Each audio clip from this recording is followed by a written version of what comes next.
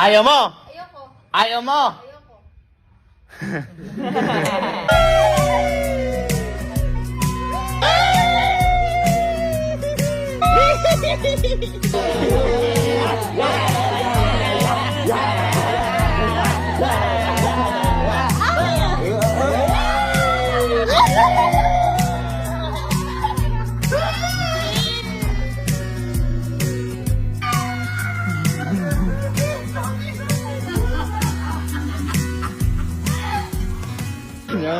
Sobrang saya, oh. Napakasarap na buhay. Thank you, Lord.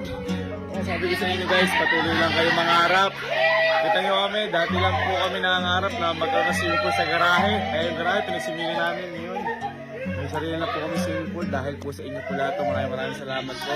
At dahil din po sa taas. Pagpatuloy lang po kayo mangarap. Sabi ko nga po sa inyo, mas mabuti lang, mas marami kang pangarap kaysa wala kang pangarap. Kaya ngayon mga mami and sir, again, maraming salamat po. Sobrang na-overwhelm lang po ako ngayon kaya ginawa din po namin to na dati naglalagay lang po kami ganito sa garahe. Ngayon totoong swimming pool na po dahil po sa inyo lahat po. Maraming salamat po. Sobrang sarap po mabuhay. Piliin po natin maging masaya araw-araw. Huwag po natin isipin yung mga sinasabi ng iba sa atin. Mag-isipin po natin yung sarili natin kung paano tayo sasaya. At syempre ang buong pamilya natin dahil yun ang pinakalakas natin at pinakasaya natin. Again, maraming salamat po mga ma'am and sir. Mabuhay tayo ng masaya at huwag intindihin gano'n ang problema. Ayos ba yan?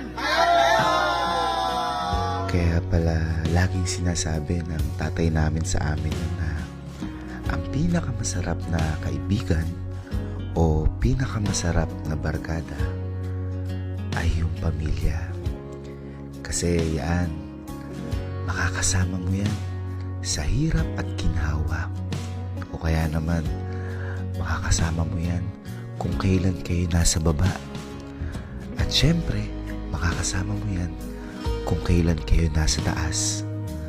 Ang importante, magkakasama kayo sa bawat binibigay sa inyong tadhana.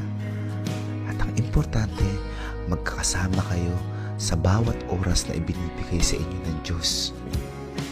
Kaya sa lahat po ng pamilya dyan, mangarap lang po tayo na mangarap para sa pamilya natin.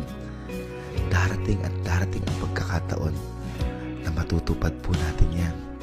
Basta idalangin lang po natin yan sa Diyos.